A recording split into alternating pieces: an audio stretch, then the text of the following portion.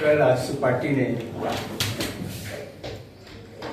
Harivansh Tana Bhagat stadium Khelgaon में बलिदान दिवस आयोजित किए।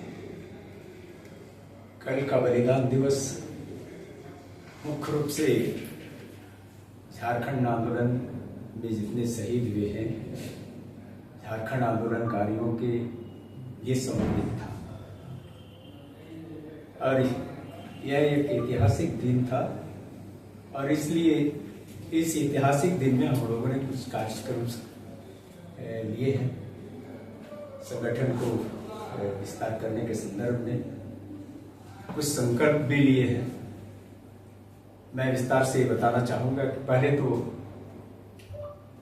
जितने लोग इस कार्यक्रम को सफल बनाने में पार्टी के केंद्रीय कमेटी के सभी पदाधिकारी, जिला के पदाधिकारी, पंचायत स्तर के सक्रिय कार्यकर्ताओं को, साथ ही साथ अनुषंगीय इकाई के सभी पदाधिकारियों को, नगर के पदाधिकारियों को मैं आभार व्यक्त करता हूँ। मीडिया के सभी प्रिंट मीडिया, विजुअल मीडिया और छायाकारों को भी मैं आभार व्यक्त करता हूँ कि इस कार्यक्रम को सफल बनाने में आप लोग की भी अहम भूमिका रही है। मैं सबके प्रति आभार व्यक्त करते हुए ये कहना चाहता हूँ कि पार्टी ने तय किया है कि संथाल हुल 30 जून हुल दिवस है। संथाल हुल सिद्धू कान्हू के, चांद भैरव के हुल के कारण और करीब 10,000 झारखंडी संथाल भाई उसमें शहीद हुए थे। उसको हम शहादत दिवस के रूप में मनाते हैं या हुल दिवस के रूप में मनाते हैं। पार्टी संथाल हुल 30 जून को संथाल परगना में मनाने का निर्णय लिया है। 8 अगस्त निर्मल महतो का शहादत दिवस है। निर्मल महतो ने पार्टी आजसू को जन्म दिया, आजसू के सोच को स्थापित किया, आजसू को स्वरूप दिया।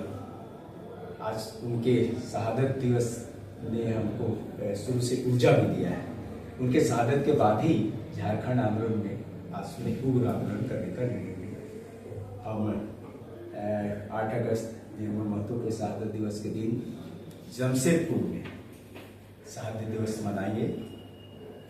9 अगस्त आदिवासी दिवस और अगस्त क्रांति दिवस भी हम इसकी विस्तृत रूपरेखा कार्यक्रम का तैयार कर रहे हैं। पार्टी इस पर निर्णय लेने के बाद से बताएंगे।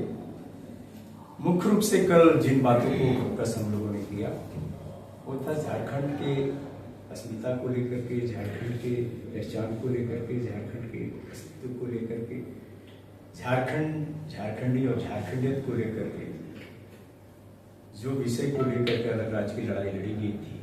आज उन तमाम विषयों को लेकर हम फिर से संकल्पित है कि हम वर्तमान सरकार के समक्ष इन तमाम विषयों को लेकर के आगे रखेंगे। सरकार स्पष्ट रूप से कहा था कि पहले तो ये कौन है वो भी नहीं बन पाया, स्थानीय नीति स्पष्ट करे। रोजगार के संदर्भ में नौकरी देने की बात हमेशा होती रहती है। हम इन तमाम विषयों पर जो स्थानीय नीति और नियोजन के संदर्भ में हम चाहेंगे कि हमारे बीच में आज राजेंद्र मेहता जी केंद्रीय सचिव, हमारे आज के तेज तरार युवा नेता हमारे मेहता जी, संजय मेहता जी, ज्ञान जी उपस्थित है। संजय मेहता जी से आग्रह करेंगे युवाओं के सवाल को लेकर। मीडिया के तमाम साथियों का आभार। कल हरिवंश टाना भगत इंडोर स्टेडियम में आजसू पार्टी ने बलिदान दिवस के तौर पर अपने बलिदान को याद किया, संघर्ष को याद किया और जिस तरीके से संघर्ष की एक पूरी पृष्ठभूमि को तैयार करके झारखंड अलग राज्य आंदोलन को तैयार किया गया था और फिर झारखंड अलग राज्य हासिल किया गया था, उन तमाम पहलुओं और बिंदुओं पर झारखंड आंदोलनकारियों ने अपनी राय रखी। और जो कल के कार्यक्रम का जो सबसे महत्वपूर्ण पहलू था कि राज्य की जो युवा आबादी है वो एक तरीके से उनकी भावनाओं का हम प्रतिनिधित्व कर रहे थे, जो उनकी वेदना है, जो उनकी पीड़ा है, जो उनका दर्द है, जो रोजगार के सवाल हैं, जो यहाँ पर नियोजन का सवाल है, यहाँ पर जो आरक्षण का सवाल है, इन सवालों पर भी केंद्रीय अध्यक्ष जी ने बड़े विस्तार पूर्वक लगभग अपने 2 घंटे के भाषण में इन बातों को रखा। मुख्य सवाल जो निकलकर सामने आ रहा है कि झारखंड की सरकार ने ये कहा था कि हम यहाँ के नौजवानों को नौकरी देंगे, और सरकार ने एक कानून लाया था 2021 में, हालांकि फिर से उनकी सरकार आई है। उन्होंने कहा था कि निजी क्षेत्र में हम 75% का आरक्षण देंगे। ये पूरे कानून का अनुपालन नहीं हो पाया और कंपनियां हाईकोर्ट चली गई। उसके बाद सरकार ने फिर से एक रास्ता अपनाया कि हम आउटसोर्सिंग में 75% रिजर्वेशन देंगे।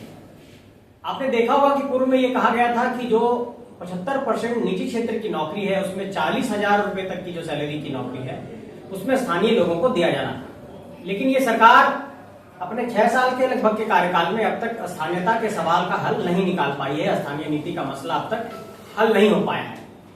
दूसरा सवाल ये खड़ा होता है कि इस राज्य के अंदर जो 4,88,000 सृजित पद हैं, उन पदों में 2,88,000 पद खाली पड़े हैं, और उन पदों पर जो भी नियुक्तियां होती है वो विवादित हो जाती हैं, चाहे वो जेपीएससी का मसला हो, चाहे वो जेएसएससी का मसला हो। तो इन तमाम मसलों को लेकर आजसू पार्टी आने वाले वक्त में सरकार नौकरी दो अभियान की शुरुआत करने जा रही है।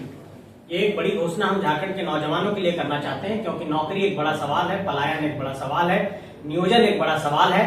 झारखंड के लगभग 2,20,00,000 नौजवान जो 18 से 40 वर्ष तक की उम्र के हैं, और अगर आप गौर करेंगे झारखंड के 18 से 25 और 25 से 40 वर्ष तक की उम्र सीमा के लोगों की, तो 70% की आबादी नौजवानों की झारखंड के अंदर है।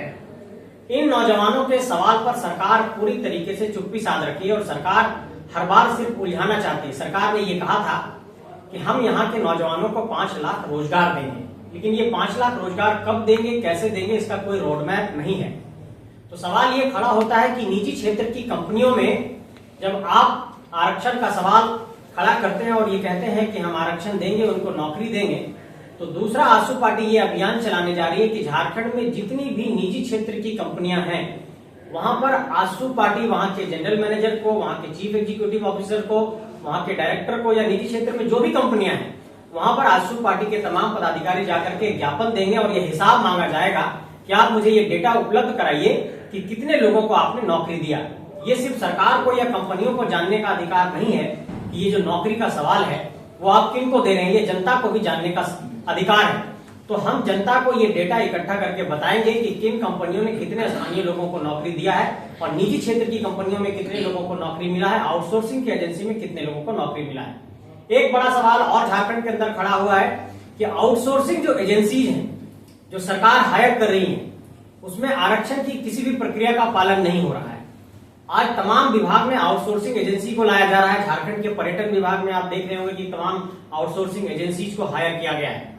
तो सरकार से ये सवाल बनता है कि क्या सरकार सिर्फ ठेकेदारी प्रथा के माध्यम से ही रोजगार देना चाहती है, और अगर ठेकेदारी प्रथा से देना चाहती है तो क्या उसमें आरक्षण का पालन हो रहा है, और अगर आरक्षण का पालन नहीं हो रहा तो ये अधिकार का हनन क्यों किया जा रहा है। क्योंकि एक सवाल बीच में ये खड़ा हुआ था कि 2,88,000 पद जो सृजित थे उसमें बीच में ये बात सामने आई सरकार की तरफ से कि अब सिर्फ 1,51,000 पद हमारे बचे हैं। तो इन पदों पर जब आपने नियुक्ति की ही नहीं तो ये पद भरे कैसे। इन पदों को आउटसोर्सिंग के माध्यम से शायद। अगर खबर पसंद आए तो आप QR स्कैन कर दें हमारा साथ। आपका एक छोटा आर्थिक सहयोग है हमारा बड़ा हौसला। द भारत मित्र, बुलंद भारत की बुलंद तस्वीर।